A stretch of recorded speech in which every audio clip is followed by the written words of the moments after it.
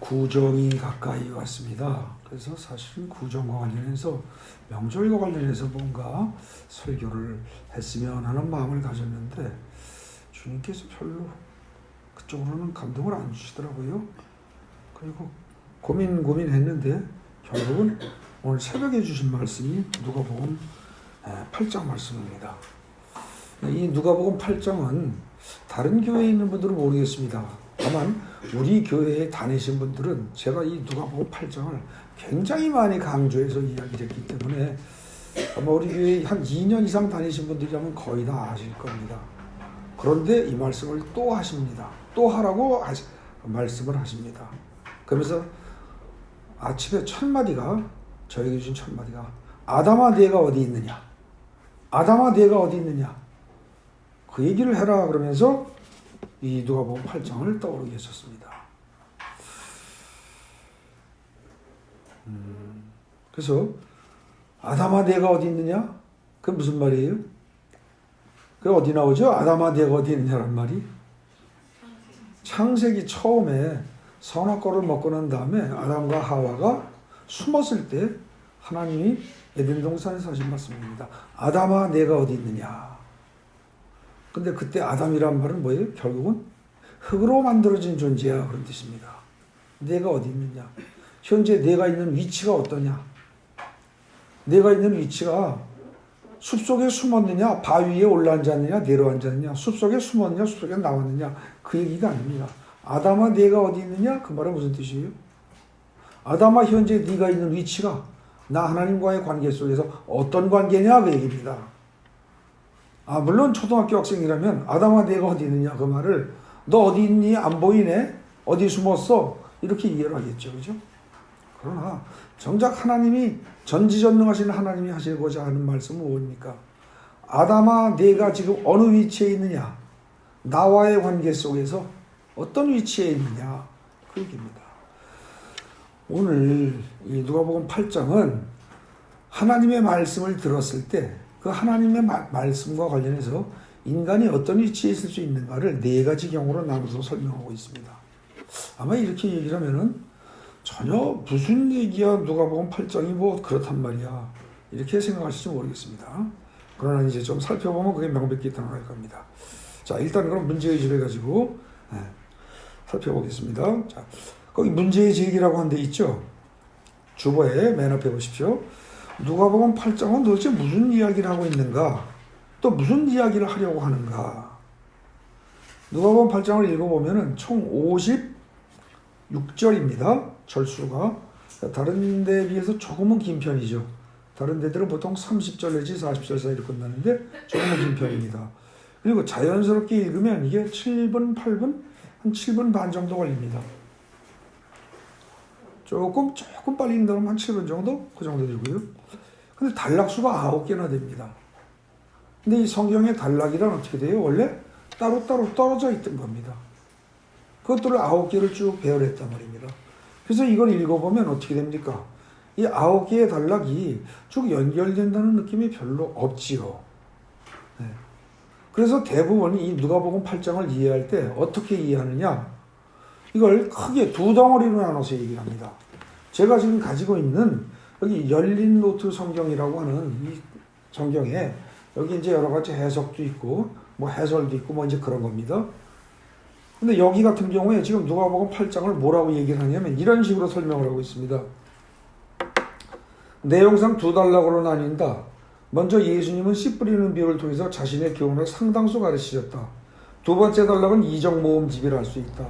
귀신 들린 자와 혈루증 여인을 치유하신 사건은 인간의 절망적인 상황을 해결하시는 주님의 사랑을, 풍랑을 잠재우고 죽은 자를 살리시는 이적은 메시아의 초자연적인 권능을 드러내준다. 이렇게 설명하고 있습니다. 이 얘기 무슨 얘기냐? 누가복음 8장에 1절부터 어디까지? 15절까지는 교훈이고 15절까지는 그 이후 16절부터 해서 끝까지 56절까지는 예수님의 놀라운 권능을 나타내는 것이다. 이렇게 둘로 나눠서 설명하고 있다는 거죠. 이게 정말 그럴까요? 뭐 그렇게 보면 틀렸다고 말할 건 없습니다. 그럴 수 있습니다. 그런데 정말로 그럴까? 누가복음이 8장을 그렇게 본다면 어떻게 써야 돼요? 아마도 8장을 둘로 쪼개서 한 15절 정도까지 8장으로 하고 최소한 16절 정도부터는 그 이후에 어떻게 써야 돼요? 예수님의 놀라운 권능을 얘기하는 걸로 장을 쪼개 써야 할지 모릅니다. 그리고 8장에 15절까지가 너무 짧으면 그걸 차라리 7장으로 연결시키거나, 예? 아니면 8장을 2개로 최소한 쪼개 놓든지, 이래야 자연스러운 거라는 거죠. 근데 과연 이런 해석이 맞느냐?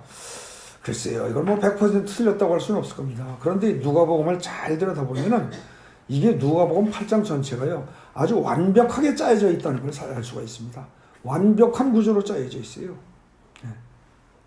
사람들은 이걸 갖다가 가장 이해를 못하는 사람은 누가복음 8장에는 8개의 토막 이야기가 나열되어 있다 이렇게 보는 거고, 이걸 어느 정도 나름대로 연구를 했다고 하는 사람들이 깊이를 제대로 파악하지 못한 사람들은 이걸 아까 이 성경 해설에서 말한 것처럼 2개로 나눠져 있다.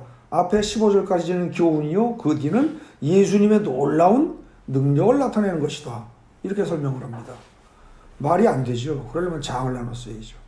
근데 이걸 좀 더 깊이 들어가서 본다면 어떻게 되냐. 누가복음 8장은 간단히 결론만 말씀드리겠습니다. 여러분 주보에 요약된 표처럼 보인다는 거죠. 어떻게? 거기 보십시오. 8장 본문에 구적을 했습니다. 1단계 비유가 나옵니다. 이 비유가 어디까지 나와요? 5절부터 해서 8절까지 나옵니다. 5, 6, 7, 8. 그리고 이어서 2단계 비유의 해설이 나옵니다. 그게 어디부터? 11절부터 15절까지. 그래서 오늘 우리가 읽은 본문도 5절부터 해서 15절까지를 읽었습니다. 그래서 성경을 읽거나 이 성경 본문을 가지고 설교를 하는 모든 목사님들은 5절부터 8절만 가지고 설교하지는 않습니다. 시간 관계상 본문을 읽는 시간을 줄이기 위해서 5절부터 8절까지만 읽을 수는 있습니다. 그러나 반드시 어떻게 돼요? 11절부터 15절까지 연결지어서 설교를 하십니다. 맞죠? 그걸 뛸 수가 없어요. 또 경우에 따라서 목사님들이 본문을 11절부터 15절까지만 택하고 앞에 5절부터 8절은 다 아는 걸로 생각하고 시간을 줄이기 위해서 넘어갈 수가 있단 말입니다. 그러나 어쨌든 형식은 어떻게 하든 5절부터 15절까지는 반드시 연결지어서 해석을 합니다. 그리고 그건 온당합니다. 근데 문제는 뭐냐? 15절 아래에 16절부터 나오는 내용, 즉 뭡니까? 등불 비유가 나오고 그 다음에 또 뭐가 나오죠? 그 다음에 예수의 어머니와 형제들이라는 그 소제목으로 나오는 내용과 그 다음에 또 뭐예요? 풍랑을 잔잔하게 하시는 예수님 이야기, 그 이야기와 그 다음에 귀신 들린 사람 고치다, 거라사 군대 귀신 들린 사람 고치는 이야기, 그리고 마지막에 야이로의 딸 살리는 것하고 혈루병 여인 고치는 이야기하고, 이것들을 갖다가 예수님의 놀라운 권능 이야기라고 따로 띄워놓을 것이냐? 그게 절대 그렇지 않다는 거죠. 여기서 여러분들, 성경은 완벽하다, 절대 이렇게 쓸데없는 이야기를 나열하고 있다라는 이런 식의 선입견을 버리고 꼼꼼히 읽어보십시오. 성경을 누가복음은 누가가 쓰긴 썼습니다. 그러나 실제로 누가가 쓴 것이 아니고 정확히 얘기하면 성령께서 누가로 하여금 쓰게 하신 겁니다. 굳이 쉽게 바꿔서 얘기하자면 누가는 대소서 직원처럼 받아 쓴 겁니다. 성령께서 깨닫게 해주신 겁니다. 그런 누가가 이걸 어설프게 할 리가 없습니다. 더군다나 누가복음 맨 앞에 보시면은요, 뭐라고 나오느냐? 뭐 여러분들 뭐 안 보셔도 됩니다. 누가복음 맨 앞에 보면 누가가 이런 얘기를 합니다. 자기가 3절에 보면은요, 2절에 보면은 처음부터 목격자와 말씀의 일꾼된 자들이 전하여준 그대로 내력을 저술하려고 부르는 사람이 많다. 예수에 관해서 쓴 사람들이 많다는 겁니다. 그런데 3절에 보면 그 모든 일을 근원부터 자세히 미루어 살핀 나도 데오빌로 각하에게 쭉 쓰는 것이 좋다고 생각했다. 그건 뭐라냐면 그 모든 일을 근원부터 자세히 미루어 살핀 나도, 누가가 아주 자신 있게 얘기한 겁니다. 내가 남들이 쓴 거 다 읽어보고 또 실제 조사도 하고 꼼꼼히 해봐서 내가 아주 거의 마지막 결정판이 날 정도로 난 이걸 상세하게 제대로 썼다. 지금 그 얘기하는 거거든요. 그래서 사실 이 본문이요, 마가나 마태나 이런 데 가면 이 8장 단락이 한 단락 8장 전체가 하나로 되어 있지 않고 쪼개집니다. 근데 누가는 이걸 분명히 한 장으로 묶어놨습니다. 이게 무슨 얘기냐? 여러분 주보해 보십시오. 요약한 거 5절에 씨 얘기가 나옵니다. 5절에 그 씨가 뭐예요? 씨가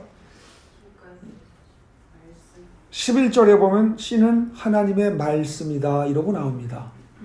예? 하나님의 말씀이다. 근데 씨라는 것을 하나님의 말씀을 씨로 비유했다 그러면 뭐예요? 그 씨는 성장할 수 있다. 생명이 있다. 성장할 것이다. 크게 자란다. 이런 의미예요. 그 씨로 비유한 거예요. 근데 그렇게 씨로 비유한 다음에 그 다음에 보니까 어때요?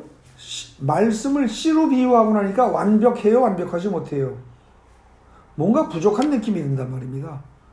그래서 말씀의 특징이 세상 사람들의 살아갈 길을 밝혀주는 것이다 라고 하는 것을 다시 보충해 주는 게 뭐예요? 16절, 18절에는 등불 비유입니다. 그런데 지금 요거 하나만 약간 그렇게 조금 구조가 그렇게 되어 있고요. 나머지 길가 5절, 6절, 7절, 8절에 나오는 길가에 떨어진 씨 그럴 때 길가란 뭐다? 길가란 뭐다? 해설에서 예수님이 직접 뭐라고 그랬어요? 12절에서 씨앗이 길가에 떨어졌다는 것은 뭐 어떻다? 새가 와서 쪼아먹는 거다 그랬어요. 그죠? 새가 와서 쪼아먹는 건데 새가 와서 쪼아먹는 게 뭐다? 마귀가 뺏는 거다 그랬습니다. 길가에 떨어진 씨를 새가 쪼아먹는데 그건 마귀가 뺏는 거다 그랬어요. 그리고 마귀가 뺏는 것에 대한 구체적인 예로 들은 게 뭡니까? 놀랍게도 19절 21절에 뭐예요? 예수와 어머니의 형제들입니다. 예수의 어머니와 형제들. 그것이 그러면 여러분들은 처음 듣는 사람들은 무슨 뚱딴지 같은 얘기냐 그럴지 모릅니다. 여러분들 예수의 어머니와 형제들은 예수를 만나고 접한 지가 얼마나 됐습니까? 이때 당시에 이 이야기 속에 이 상황까지 예수의 어머니와 형제들은 예수님과 얼마나 같이 살았어요? 30년 정도를 최소한 같이 살았습니다. 근데 그동안에 예수님이 입 꾹 다물고 하늘의 진리에 대해서 입 꾹 다물고 가만히 계셨겠습니까? 수없이 얘기했을 겁니다. 수없이 얘기했어요. 근데 아무도 귀담아 듣지 않습니다. 한쪽 귀로 듣고 한쪽 귀로 흘려버립니다. 이게 곧 마귀가 뺏어가는 거라는 겁니다. 예수가 눈앞에 있어도 예수가 구세주인 줄을 모릅니다. 예수가 메시아인 줄을 몰라요. 예수가 그리스도인 줄을 몰라요. 그의 입에서 나오는 말씀이 하나님의 말씀이요 우리를 살리는 생명의 말씀인 줄을 모른단 말입니다. 그것이 땅에 씨가 떨어지자마자 말씀이라는 씨, 천국을 만들어낼 수 있는, 천국으로 자라날 수 있는 씨앗이 떨어지자마자 새가 와서 쪼아먹는 거예요. 마귀가 와서 뺏어가는 거예요. 그러니까 그 가치를 모르는 거예요. 말씀의 가치를 모른단 말입니다. 뺏겨도 뺏긴 줄 알아요? 모릅니다. 마귀의 특징은 뭐냐면 우리에게서 무엇을 뺏어가도 어때요? 빼앗아가는 줄 모른다는 겁니다. 여러분들의 건강을 뺏어가도 어때요? 빼앗기는 줄 알아요? 몰라요? 몰라요. 설령 나중에 뒤늦게 알아요. 알아도 어떻게 돼요? 재밌어요. 그래서 못 끊어요. 담배와 술과 마약이 각종 중독이 나를 망친다는 걸 맨 처음에 알아요? 몰라요? 모릅니다. 그리고 빠져듭니다. 근데 그렇게 빠져들다 나중에는 몸에 병이 생기고 심지어 폐암이 생긴 다음에도 담배를 못 끊는 사람이 있단 말입니다. 왜요? 당장 순간적인 즐거움 때문에. 그죠? 여러분들 하나님의 말씀을 마귀가 뺏어갈 때는요. 절대 뺏어갔다고 해서 뺏긴 사람이 뭔가 나에게 있던 것이 없어졌네 하고 여기 있던 게 없어졌네? 라든지 내가 껴안고 있던 게 사라졌네? 이런 공허감을 주지 않습니다. 무언가 반드시 거기다 대가를 주고 갑니다. 어떤 걸로? 본인이 느끼기에 만족할 만한 좋은 것으로. 예? 술과 담배로 건강을 망치는 사람은 그 술 마실 때, 담배 필 때 그 야릇한 즐거움, 그 쾌감, 그걸 벗어나지 못하는 겁니다. 거기서 떠나지 못하는 거예요. 마귀는 반드시 무엇인가 대가를 줍니다. 근데 그 대가는 즉각적으로 기쁘고 즐겁고 재밌고 유익하다고 생각이 됩니다. 그러나 길게 보면 그것은 무조건 백해무익입니다. 나를 죽이는 거죠. 근데 이 길가에 떨어진 씨앗이라는 말은 하나님의 말씀이 예수의 입을 통해서 전해지기는 하되 그것을 마귀가 즉시 어떻게 해요? 뺏어가는데 빼앗긴 대신에 자 예를 들어서 제 손에 이렇게 뭐가 있습니다. 이걸 갖다가 저는 알고 있어요. 근데 이걸 뺏는 대신에 어떻게 돼요? 이걸 싹 빼는 대신에 즉시 다른 것으로 바꿔서 여기다가 쥐어줍니다. 아까보다 더 큰 게 있네, 더 좋은 게 있네. 이렇게 생각하도록. 그리고 이건 즐겁네, 재밌네 하도록. 전혀 모릅니다. 뺏겨도 뺏겨주는 모릅니다. 그게 지금 뭐예요?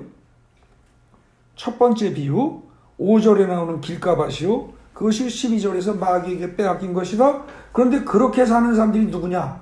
바로 예수와 가장 가까이 있으면서 예수님의 말씀을 30년 가까이 보고 듣고 같이 살아왔으면서도 예수의 가치를 모르는 사람들, 그들이 마귀에게 말씀을 빼앗긴 자들입니다.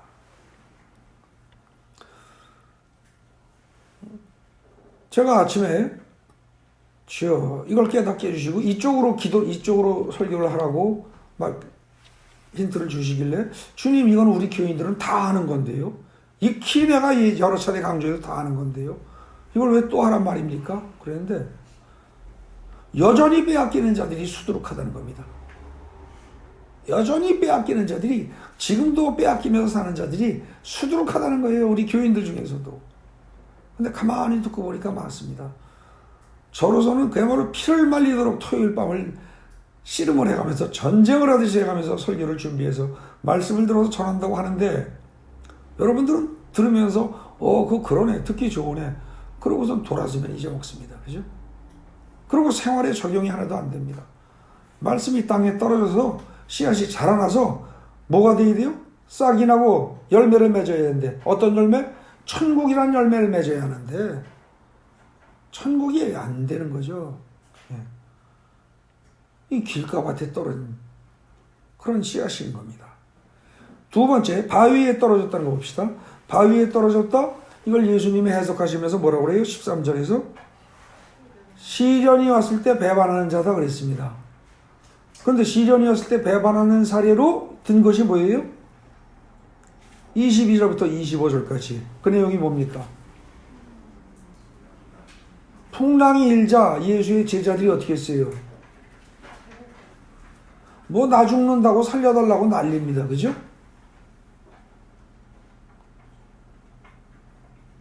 이거 사실은 이럴만 합니다. 여러분 이때 시간이 어떻게 됩니까? 대낮이에요? 한밤중입니다. 깜깜할 때예요. 거기다가 풍랑이 일었습니다. 여러분들 배 타고 깜깜한 밤에 불빛도 없는데 풍랑이 심해서 배가 이게 완전히 뒤집힐 정도로 흔들린다. 이때 담대할 사람이 사실은 아무도 없습니다.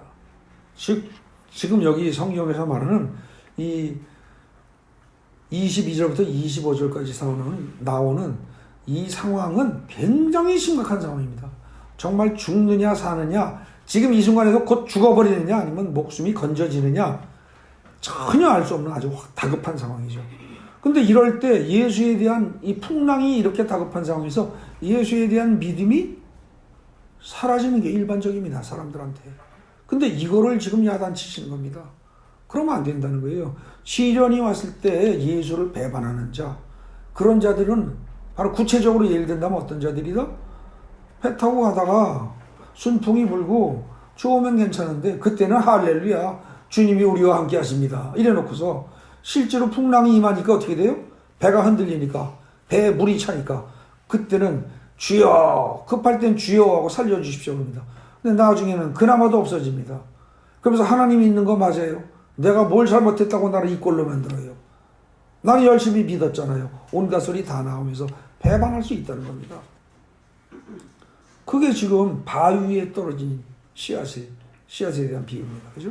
세 번째, 가시떨기 위에 떨어졌다? 가시떨기에 이거 씨앗이 떨어졌습니다. 잘 자랍니다. 뿌리 내려요. 싹도 자랍니다. 쭉 잘 자라요. 어느 정도. 그래가지고 꽃까지도 핍니다. 꽃도. 남들이 보기에 그럴듯합니다. 신앙생활 오래 잘합니다. 그렇게 하면서 그 과정에서 은혜도 입어서 사업도 잘 되고 모두 다 잘 됩니다. 좋습니다. 잘 나갑니다. 네. 근데 그러다가 어떻게 돼요? 혹시나 싶어서 그렇게 아주 잘 나갈 때는 어때요? 잘 나가니까 이제는 좀 즐기고 싶어서 세상 향락을 누리려고 신앙을 슬금슬금 버립니다. 사업이 워낙 잘 되니까 돈이 자동으로 걸러 들어오니까 이제 골프 치러 해외로 놀러 다니기 바빠서 슬금슬금 주의를 빼먹고 기도를 덜 하고 성경을 안 보고 딴짓을 해야 됩니다. 그 다음에 신앙생활을 어느 정도 잘 하다가 혹시 신앙생활을 더 하면 손해볼까 싶어서 신앙을 멀리합니다. 주위에서 신앙생활을 열심히 하다가 조금만 그것 때문에 피해를 보는 사람이 나왔다 그러면 나도 그렇게 되기 싫어서 신앙을 멀리합니다. 그 얘기가 바로 뭐예요? 거기 지금 가시떨기 얘기고 7절에 그걸 실제로 예수님이 뭐라고 설명하시느냐? 이생의 염려, 재물, 향락으로 기운이 막혀서 더 이상 못 자란다. 결체를 못한다 그랬습니다. 이생의 염려 뭐예요? 여러분들 사업 잘하는 사람들이요. 요즘 뭐 법적으로 주일날 놀게 하니까 놀지. 만약에 법적으로 안 하면 주일날도 계속 하려고 하는 사람 많을 겁니다. 왜? 주일날 놀면은 남는 게 별로 없다고 생각하고 그날 장사를 해야만 그날 공장을 돌려야만 돈을 잘 번다고 생각해서 그냥 혹시 주일날 쉬면은 손해가 클 것 같아서 그게 이생의 염려입니다. 그 다음에 재물의 손실 때문에 손실이 아직 오지 않았어요. 손실이 올까봐 예수를 멀리합니다. 손실이 올까봐. 사람들 참 묘합니다. 사업하는 사람들 많은 경우에 어떻게 하느냐. 예수 믿는다는 사람들도요. 연초에 토종 비결 보고요. 사주 보러 가고 그런 사람 많습니다. 대한민국의 큰 기업체들도 그렇게 많이 합니다. 여러분들 옷 만드는 사람들이요. 큰 그 기업체에서 옷 만드는 사람들 있죠. 신발 만드는 사람들 있죠. 큰 구두 같은 거 만드는 사람들. 그 사람들 이미 연말 되기 전에 올해 새로운 신상품을 만들기 위해서 작년 5, 6월 정도부터 어떻게 돼요? 점쟁이 찾아가고 뭐하고 하면서 올해 운수 따지고 디자인은 어떻게 색깔은 어떻게 뭐는 어떻게 그 사람들 의뢰해 가면서 일하는 사람들 많습니다. 저는 그쪽 업계에 있는 그런 업계에서 일하는 사람들한테 들었습니다. 그런 사람들 그렇게 하려니까 어떻게 돼요? 마음에 찝찝하거든요. 그러니까 예수 적당히 거리를 두고 완전히 끊지도 않습니다. 적당히 거리를 둬야죠. 양다리 걸칩니다. 한쪽으로는 예수 믿고 한쪽으로는 점쟁이 믿고 한쪽으로는 예수 믿고 한쪽으로는 꿈 믿고 네? 한쪽으로는 예수 믿고 한쪽으로는 무당 믿고 이런 식입니다. 여기도 헌금왕창 내고 저기도 가서 시주 많이 하고 양다리 걸치면 좋다. 양다리 걸치면 좋다고요. 망하는 지름길입니다. 여러분들 여기 계신 남자분들 자기 부인이 남편도 사랑하고 다른 남자도 사랑을 동시에 해보십시오. 참 잘했어요. 그러고 박수 칠 사람 손 들어보십시오. 손 들면 미친 사람입니다. 그죠? 여기 계신 여자분들 남편이 난 당신도 사랑해. 그런데 옆집에 저 여자도 사랑해. 그럴 때 당신은 참 폭이 넓은 사람이군요. 포용력이 있어요. 박수 칠 사람 있습니까? 미친 사람입니다. 하나님도 마찬가지입니다. 나는 하나님 당신도 사랑하고요. 무당이 섬기는 점쟁이가 섬기는 그 귀신도 사랑합니다. 하나님이 참 잘했다. 얘야 너는 참 잘했다. 그럴 거예요? 둘 중에 하나입니다. 네. 이 가시떨기처럼 7절에 누가복음 8장 7절에는 가시떨기밭에 떨어진 씨앗이라고 할 때 이 가시떨기밭은 뭐냐? 이생의 염려와 재물과 향락 이런 것 때문에 믿음이 크긴 크는데요. 온전히 안 크는 거예요. 항상 불안한 거예요. 양다리 걸치고 있는 사람입니다. 이 사람은 사실은. 예? 이런 사람 절대 어떻게 돼요? 될 듯 될 듯 합니다. 줄기 자란다니까요. 줄기 자라요. 꽃도 펴요. 그럼 열매 맺어야 되잖아요. 열매가 안 맺어요. 거기서. 맨날 제자리 걸음하다가 나중에 맺는 듯 해요. 근데 맺었다고 해서 곡식을, 나다를 나중에 추수를 해버리고 어떻게 돼요? 쭉정이만 남는 겁니다. 고생 죽도록 하고. 정신 똑바로 차려야 됩니다. 근데 이 얘기를 갖다가 지금 예수님이 7절에서 하고 14절에서 해석을 했는데 그 예로 든 것이 뭡니까? 거라사 군대 귀신 든 사람 얘기예요. 그거 고치는 거. 그게 무슨 상관이 있느냐? 이럴지 모르지만 여러분들 그 얘기 잘 보십시오. 거라사 군대 귀신 든 사람이 거기서 지금 어떻게 돼 있어요? 예수님이 오셔가지고 낫게 해줬죠. 굉장히 심한 상태입니다. 아무도 그 사람을 제어할 수 없습니다. 근데 예수님이 오셔가지고 말 한마디로 해결을 해줬어요. 그래서 그 사람이 살아났어요. 살아나고 온전케 됐어요. 그랬으면 어떻게 됩니까? 그 소문을 쫙 듣고서 거라사 지방에 있는 모든 사람들이 어떻게 써야 돼요? 야, 세상에 그 사람도 말 몇 마디로 치료하고 온전케 할 정도면 예수의 능력이 도대체 어떻단 말이냐? 그렇다면 나도 내 문제를 예수께 쫓아가서 내 문제를 고하고 내 문제 해결을 받아야 되겠다. 이러고 예수를 믿어야 되겠다라고 생각하는 것이 정상인데, 근데 그때 그 지역 사람들은 어떻게 했습니까? 예수를 보고 가라 그럽니다. 이 지방에서 떠나가라. 왜? 당신 여기 더 있다간 그 군대 귀신 문제 해결해서 해결한 건 좋지만 돼지떼 2,000마리가 몰살했어요. 몰살. 그죠?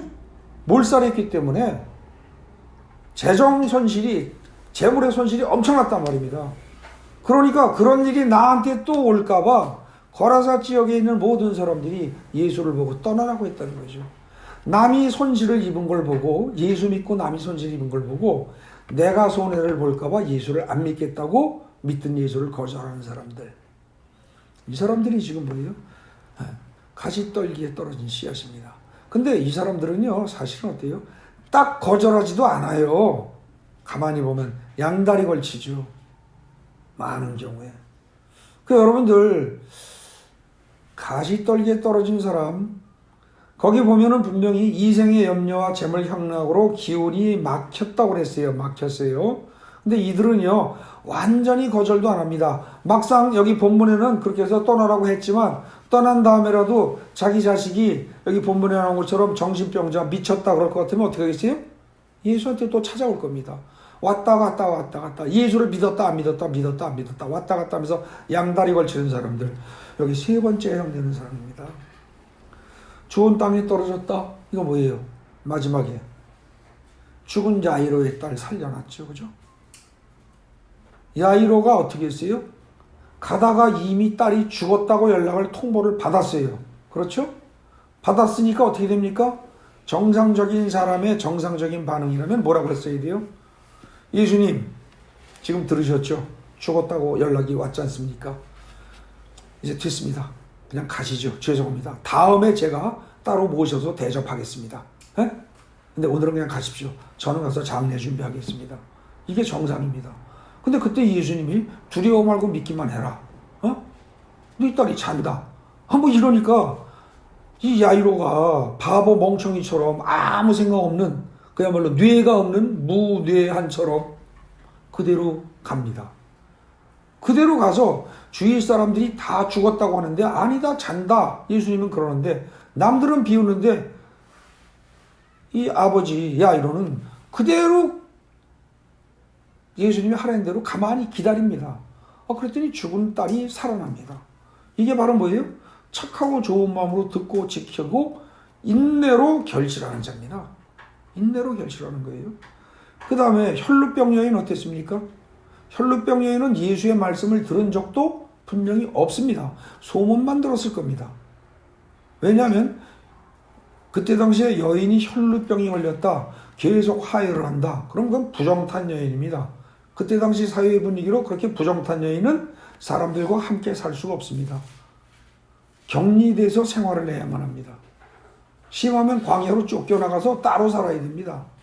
근데 그런 여인이 지금 어떻게 소문을 들었는지 몰라도 사람들 삐짓고 들어와서 남들의 비난과 이런 걸 무릅쓰고 심하면 돌 맞을 수도 있는 상황인데 그걸 무릅쓰고 삐지고 들어와서 예수의 옷가에 손을 만집니다. 그것도 몰래 뒤에 와서 살짝 손만 댑니다. 자기 믿음이 있기 때문에. 환경과 현실을 보면 어떻게 돼요? 자기는 저주받은 여인입니다. 환경과 현실을 보면 저주받은 여인이에요. 그리고 남들로부터 손가락질 받을 수밖에 없는 사람입니다. 근데 그거 보지 않고 밀고 들어와서 예수님을 믿고 와서 만진 결과 병이 났단 말입니다. 결국 착하고 좋은 마음으로 듣고 지키고 인내해서 결실했다는 두 가지 사례입니다. 근데 이 두 가지 얘기를 하나만 말하기가 참 뭐하고 두 가지를 다 하고 싶으니까 두 개를 지금 같이 묶어놨습니다. 묶어놓는데 그때 묶을 때 야이로 이야기 하나, 그 다음에 혈루병 여인 이야기 하나, 그러니까 어떻게 돼요? 그렇게 두 개를 묶어놓으면 이야기가 이게 딱딱딱딱 매치되는 게 잘 안 맞을 것 같거든요. 사람들이 혹시 잊어버릴지 모른단 말입니다. 그러니까 그걸 어떻게 했느냐, 마지막에 좋은 땅 8절에 관한 이야기를, 8절에 관한 좋은 땅에 떨어진 시 그 이야기를 툭 던지고 그걸 해설하기를 15절에서 해설을 해놓고 그 다음에 어떻게 돼요? 그것에 대한 예를 들 때 그 예를 분리될 수 없는 형태로 묶어놓은 게 지금 뭡니까? 샌드위치 구조입니다. 야이로의 딸 살리는 이야기를 앞뒤로 넣어놓고 먼저 하고 밑에 넣어놓고 그 사이에다가 혈루병 여인 얘기를 넣어놨어요. 그래서 전체를 하나로 봐라, 그 얘기입니다. 그렇게 해서 하나로 본 결과가 지금 뭐다? 거기 15절에 대한 이해입니다. 결국 지금 이 누가복음 8장은요, 앞에는 예수님의 교훈 얘기가 나오고 어떤 교훈이고 말씀을 하신 거고, 뒤에는 뭐 기사와 이적을 행하면서 놀라운 능력을 행하신 메시아로서의 모습을 보여주셨다, 이게 아니고 전체가 어떻게 돼 있어요? 여러분 주보의 맨 윗줄에 있는 것처럼 1단계의 비유를 툭 던지시고 그 다음에 2단계에서 어떻게 돼요? 그 비유에 대한 해설을 하시고, 맞습니까? 그리고 3단계에서 그 각각에 대한 뭐예요? 구체적인 예를 들어준 거란 말입니다. 예를. 완벽한 형태입니다. 그러니까 이 누가복음 8장은요, 쪼개보면 이건 무조건 오류를 범하는 겁니다. 쪼개보면. 누가복음 8장은 최소한 어떻게 돼요? 5절부터 해서 56절까지를 다 통째로 봐야 됩니다. 그럼 그렇게 본 다음에 그럼 1절부터 4절은 뭐냐? 말 난 김에 그것까지 말씀드리겠습니다. 1절부터 4절은 뭐예요? 거기 읽어보세요. 뭐라고 되어 있습니까?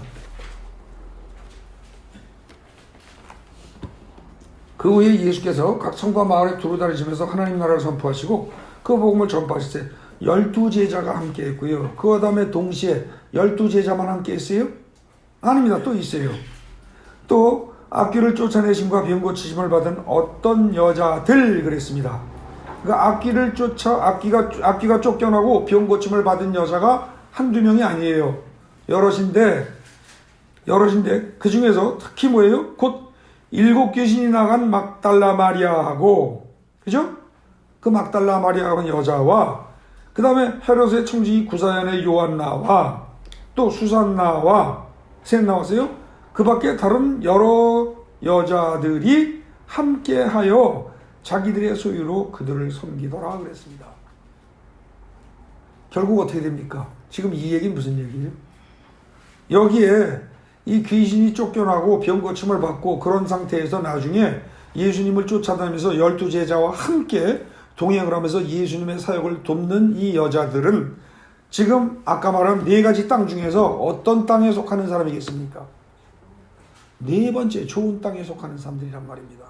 그럼 그 사람들은 기본적으로 어떤 사람들이 있어요? 원래 아주 힘들고 어렵고 고통스러운 상황이 있던 사람들입니다. 몸에 죽을 병이 있었고 몸에 귀신이 7마리나 달라붙어서 고통 중에 있었고 그런 사람이었다는 거죠. 근데 그들이 예수의 말씀을 믿고 착하고 좋은 마음으로 말씀을 듣고 그대로 지키고 그대로 이 끝까지 인내를 함으로써 자기들에게 달라붙던 귀신들이 떠나고 질병이 치료가 되고 모든 것이 다 해결이 되고 동시에 하나님의 나라가 말씀의 씨앗으로 떨어졌던 그 씨앗이 성장해서 하나님의 나라가 임하게 되니까 그 다음에 이들이 어떻게 돼요? 할 일은 그 다음에 자기가 할 수 있는 범위 내에서, 그죠?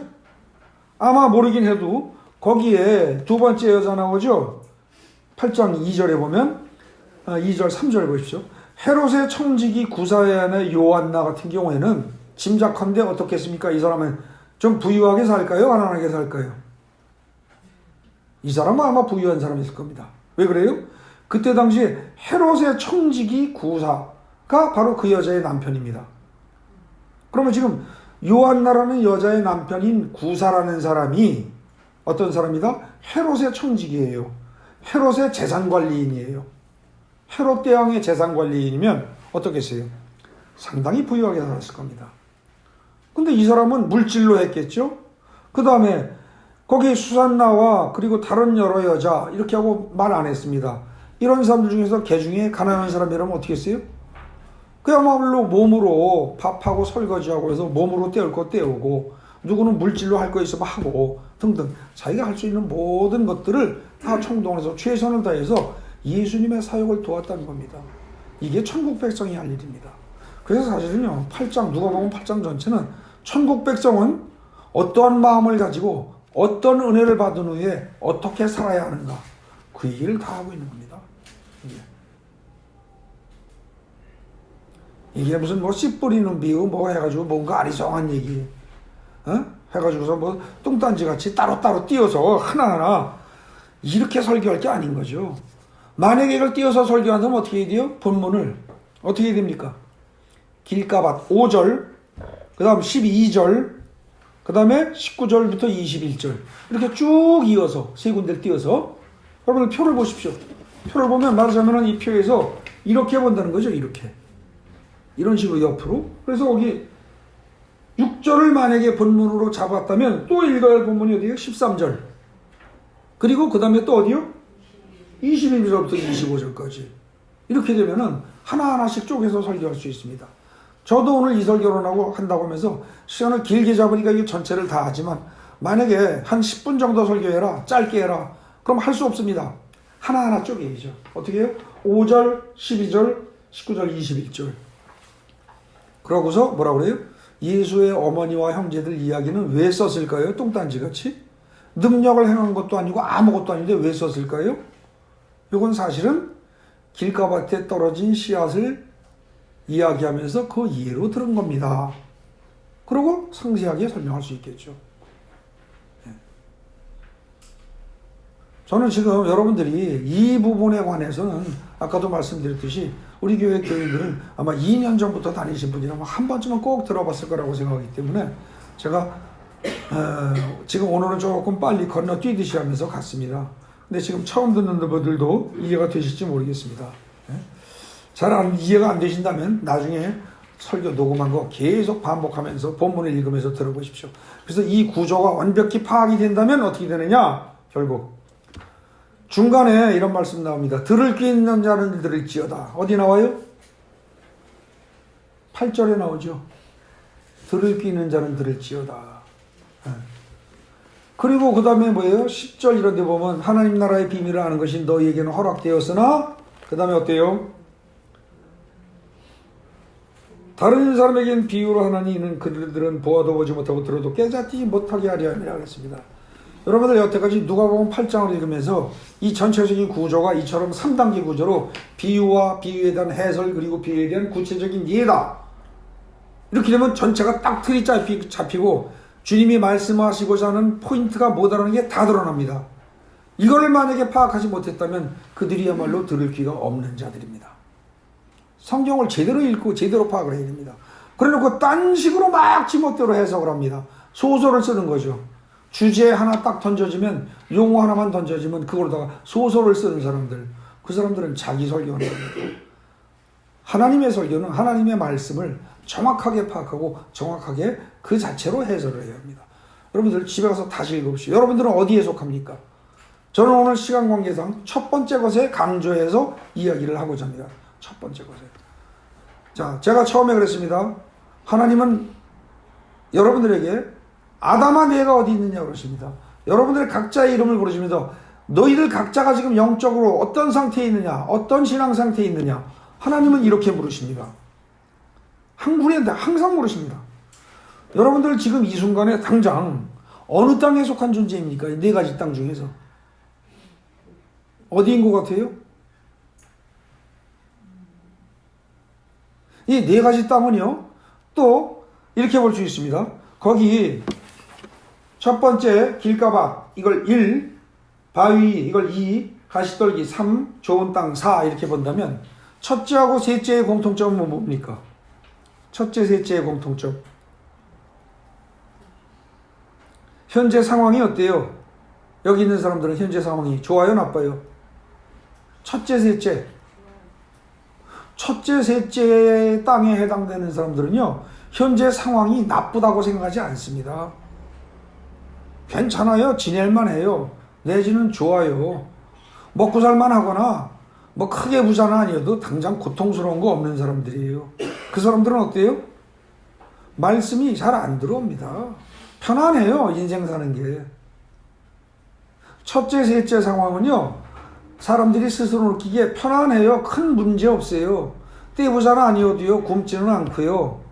예, 뭐 그렇게 많이 건강하고 남달리 탁월하게 건강한 건 아니지만 그래도 큰 병 없이 잘 살고요. 뭐 아파도 조금 그죠? 뭐 그 정도는 뭐 어쩌다 감기 한 번 걸리는 정도 이러고 잘 산단 말입니다. 근데 문제는 둘째, 넷째는 어때요? 이건 죽을 맛입니다. 이건 죽을 맛이에요. 둘째, 넷째 있는 사람은. 어떻게?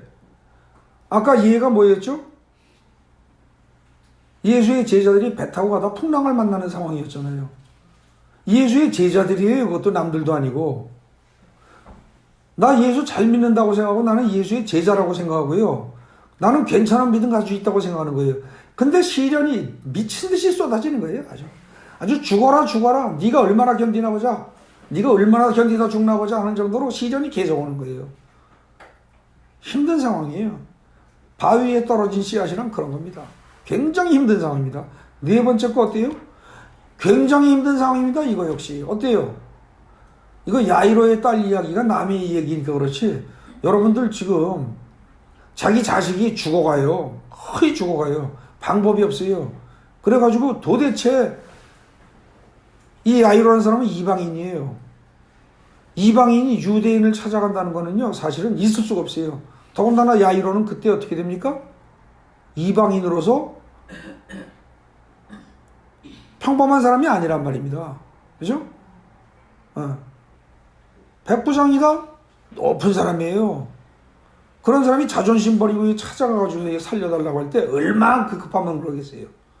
그냥 우리말로 쉽게 해서 그냥 똥끝하는 상황입니다. 내가 차라리 죽는 게 낫지 내 새끼 죽는 걸 못 보겠다. 이쯤 되는 상황이에요, 이게.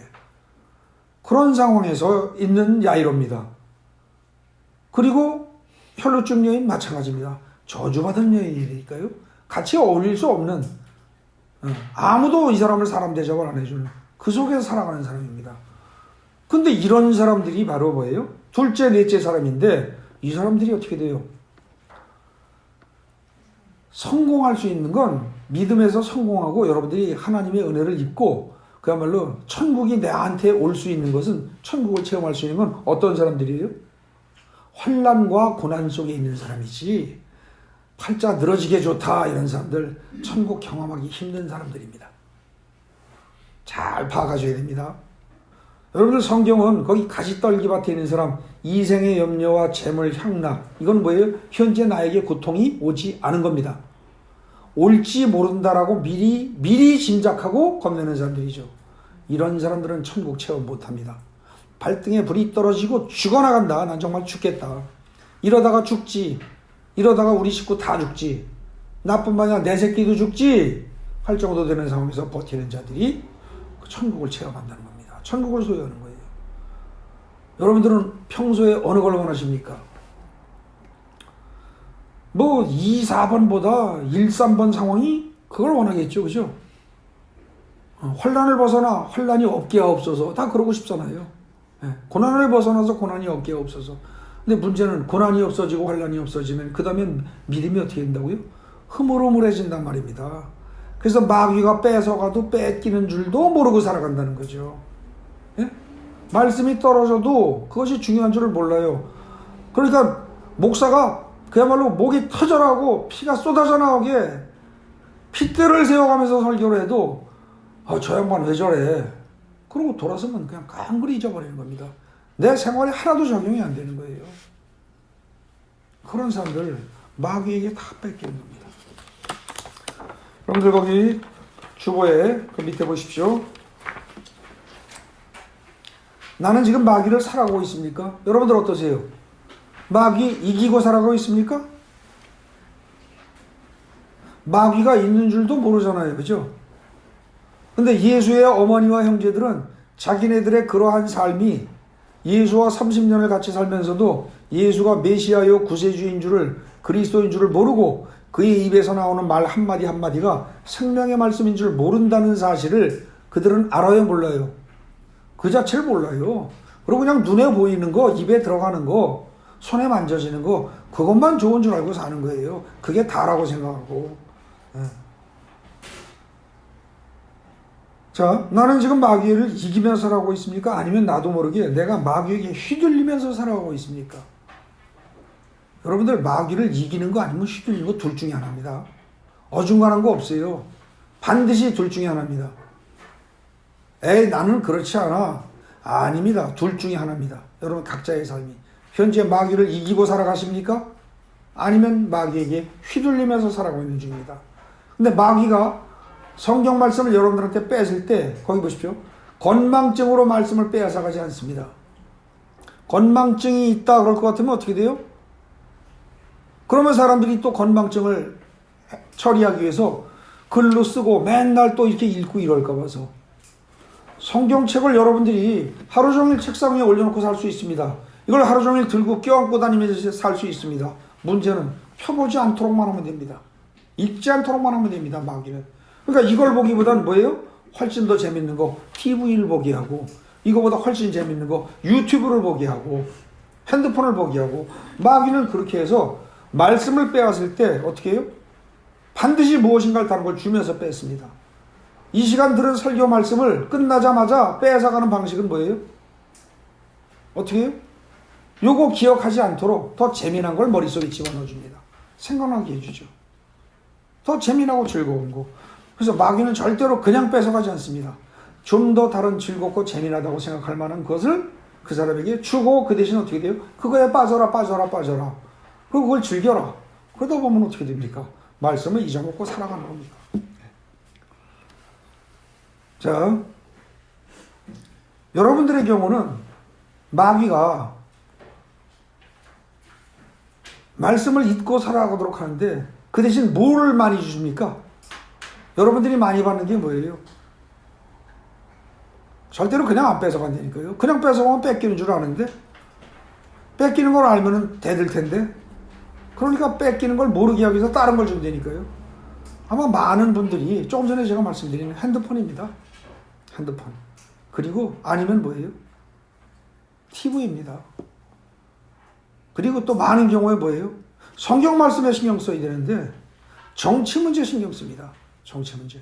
제가 보기에는 최근에 지금 문재인 정부 들어서고 난 이후에 대한민국의 한 90% 이상의 기독교인들은 지금 마귀에게 농락당하고 있다고 생각합니다. 왜요? 정치 문제로 극단적인 우파 아니면 극단적인 좌파로 갈라져서 맨날 유튜브에서 혹은 인터넷에서 뭐해서 핸드폰 가지고 정치에 관한 거 이거 들여다보고 시간 쓰니까. 네. 그거 들여다보면 어떻게 돼요? 말씀 볼 시간 없습니다. 말씀 묵상할 시간 없습니다. 마귀의 속임수에 놀아나는 겁니다. 멍청한 짓 하는 거예요. 여러분들 잘 생각해 보십시오. 마귀는 절대 여기서 말씀이 떨어지자마자 뺏어간다. 뺏어갈 때 그냥 가지게 안 한다고 그랬어요. 뭔가 준다니까요, 대신. 근데 그 주는 그것이 달달해서, 고개 고소해서, 그거 먹다 보면 어떻게 돼요? 말씀 놓치는 겁니다. 잘 생각하고 자기 자신을 분석해 보십시오. 뒷장 넘어갑니다. 주보에 뒷장 보십시오. 바위 혹은 돌밭이 스스로 노력에 의해서 옥토로 변합니까? 자, 두 번째 땅 얘기 나오는 거예요. 바위 혹은 돌밭이라고 할 만한 땅이 지가 스스로 해서 돌멩이 자갈 다 건져내고 바위 덩어리 다 깨고 거기다 거름 섞어서 옥토로 바꿔놔요? 절대 못합니다. 이 비유는 굉장히 뜻이 깊은 거예요. 자기 스스로 옥토로 변할 능력이 있다 없다? 없다라는 얘기를 하고 있는 겁니다. 여러분들 스스로 노력해서 옥토로 바뀔 생각하지 마십시오. 여러분들 스스로 노력해가지고서 내가 할 수 있다? 그런 거 없습니다. 성경은요, 창세기 처음부터 계시록 끝까지 성경은 일관되게 하는 얘기가 네가 스스로 할 수 있는 건 하나도 없답니다. 성경 잘 읽어보십시오. 네 힘으로 할 수 있는 건 하나도 없다가 창세기부터 계시록 끝장까지 나오는 일관된 주제 중에 하나입니다. 네가 할 수 있는 건 하나도 없다. 모든 건 하나님이 도우셔야 가능하다 이겁니다. 거기 지금 주보의 뒷면에 첫 번째 나오는 3번에 바위 혹은 돌밭이 스스로 노력에 의해서 옥토로 변할 수 있는가? 없어요. 나는 스스로 노력해서 내 삶의 모습을 바꿀 능력이 있습니까? 없습니다. 그럼 조금 전에 말한 유튜브를 안 보고 정치 문제 신경 들 쓰고 성경을 보기로 작정을 하고 노력을 해야 되지 하지 말라는 얘기냐? 노력도 하지 말라는 얘기냐? 여러분들이 철저히 깨달을 게 두 가지라는 겁니다. 첫째, 드라마를 보거나 TV에 드라마를 보면서 시간을 숱하게 보내거나 아니면 핸드폰에 유튜브에 뭐 등등 이런 거 가지고 시간을 숱하게 보내는 사람들이 그것이 결코 단순한 것이 아니고 내 스스로 취향대로 행하는 것이 아니라 마귀의 끌림에 이끌림에 속아 넘어가고 있다는 사실을 우선 깨닫고 그 다음에 나는 스스로 이것을 해결할 능력이 없으니 주여 나를 불쌍히 여기소서 성령님 나를 도와주세요 하고 기도를 하십시오. 그렇게 해서 성령의 능력이 임하실 때 성령의 도우심으로 그 문제가 해결이 되지 내가 스스로 그걸 노력해서 해결이 된다고요? 절대 안 됩니다. 절대 안 돼요. 천하 없는 사람도 안 됩니다.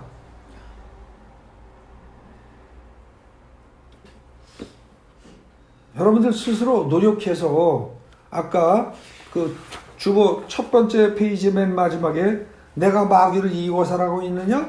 이기지 못하고 지금 마귀에게 휘둘리고 있다면 그 휘둘리는 상황을 극복하기 위해서 여러분들이 노력을 하겠다? 아닙니다. 노력하겠다는 착각이라는 겁니다. 노력해서 되지 않습니다. 그렇게 그쪽으로 가야 한다는 사실을 여러분들이 사실만 알면 됩니다. 내가 지금 있는 상황이 이게 내가 시간이 있고 여유가 있으니까 뭐 내가 잠시 쪼가리 시간 봐가지고 핸드폰 가지고 유튜브 가지고 뭐 그런 것 좀 보고 좀 즐기면 어때? 그 상황이 이미 마귀한테 끌려 들어가서 마귀가 데리고 노는 대로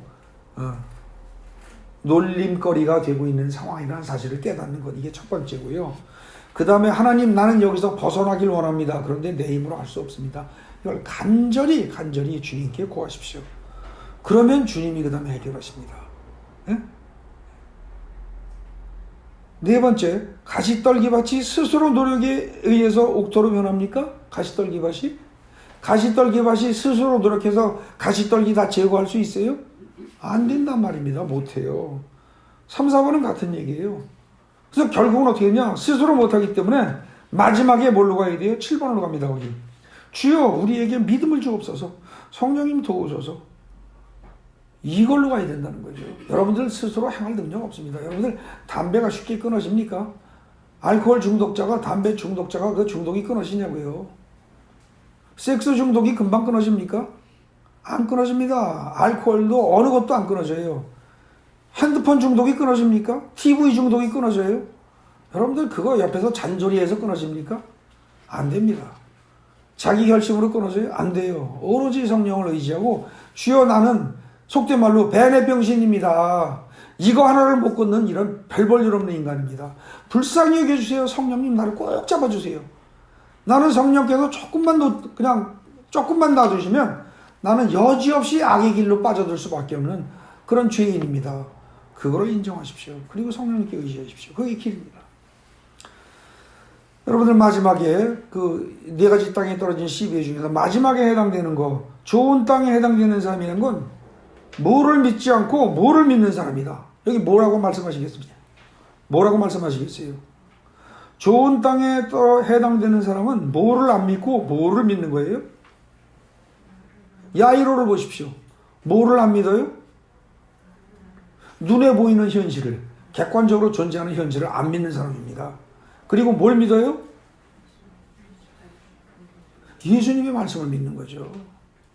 눈에 보이는 현실을 믿는 게 아니고 눈에 보이지 않는 예수의 말씀을 믿는 사람이 그게 좋은 땅, 그게 좋은 땅에 해당되는 겁니다.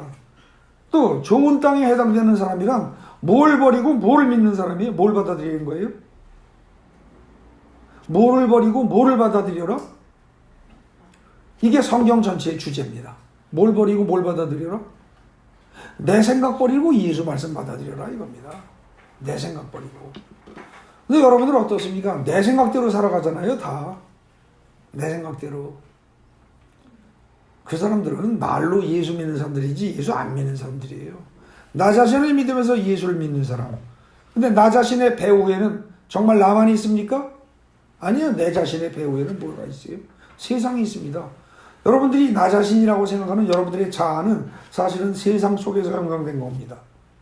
세상 속에서 한국인으로서 여러분들이 가지고 있는 자아는 한국인이라는 한국 사회 속에서 한국인들 속에서 살면서 형성된 거예요. 그러니까 어떻게 됩니까? 여러분들은 저도 그렇고 남자가 만약에 목사인 제가 파마를 할 뿐만 아니라 입술을 빨갛게 칠하고 귀걸이를 걸고 그리고 여자들이 입는 옷을 치마를 입고 나왔다면 여러분들 뭐라고 하겠어요? 미쳤나? 그러고 배꼽을 잡고 웃을 겁니다. 왜? 남자는 치마를 입으면 씹는 거 아니다. 혹은 이렇게 바르는 거 한국에서는 아니다. 그런 인식이 알게 모르게 세상의 여러 가지 인식이 여러분들 속에 들어서 여러분들의 자아를 형성하기 때문입니다. 근데 그걸로 똘똘 뭉쳤다. 근데 성경이 원하는 건 뭐예요? 성경이 말하는 건 세상의 여러 가지 그런 분위기 속에서 형성된 자아를 다 버리고 오로지 성경이 말하는 내용으로 자기 자아를 완전히 갈아치워라. 그게 성경의 말씀입니다. 근데 여전히 세상 뜻대로 살아가는 거죠. 그러니까 어떻게 돼요? 세상 뜻대로 살면 어떻게 됩니까? 양다리 걸치는 거예요. 그냥 예수 안 믿는 사람은요, 세상의 뜻대로 살아가는 거고요. 세상이 원하는 대로 사는 거고, 예수를 믿고 교회를 다닌다고 하면서 제대로 믿지 않는 사람은 사실은 다 양다리 걸치는 사람입니다. 예수도 믿는다고 말은 하면서 사실은 뭐예요? 예수도 믿는다고 말은 하면서 사실은 세상 돌아가는 거 그 기준을 내 머릿속에 다 집어넣고 내 생각대로 가니까. 아까도 말씀드렸죠. 양다리 걸치고 사는 사람, 양다리 걸치고 사는 부인을 허용할 남자 없습니다. 양다리 걸치고 사는 남편을 꾸준히 끊임없이 사랑할 여자 없습니다. 제정신 가지고 못합니다. 그죠? 여러분, 하나님과 세상을 양다리 걸치고 둘 다 사랑하면서 산다고 자기는 모르면서도 실제로 그런 모습을 보이실 때 하나님은 절대로 용납 안 하십니다. 잘 생각하십시오. 오늘 이 시간에 잘 생각해 보십시오. 하나님 믿는다고 하면서 사실은 내가 뭘 믿고 있는가? 양다리 걸치고 있지 않은가? 잘 생각하셔야 됩니다. 거기 6번 보십시오. 주보의 6번. 나는 과연 현실을 믿지 않고 예수를 믿고 살아갑니까? 눈에 보이는 것을 믿지 않고 눈에 보이지 않는 하나님을 믿고 살아갑니까? 내 생각을 믿지 않고 하나님의 말씀을 믿고 살아갑니까? 나는 정말 내 생각 버렸습니까? 예수의 말씀 받아들입니까? 설교할 때만 들으면서 아멘 아멘. 아이고 그건 사기입니다. 남이 보는 앞에서만 남이 뭐라고 얘기하면 아 그래요 그러고 돌아서서 딴짓하는 사람, 여러분들 친구로 사귀겠습니까? 그런 사람 어떻게 하겠어요? 여러분들 같으면 끊임없이 친구로 사귀겠어요? 아니면 적당히 거리를 두고 저 인간은 조심해야 돼 그러겠습니까?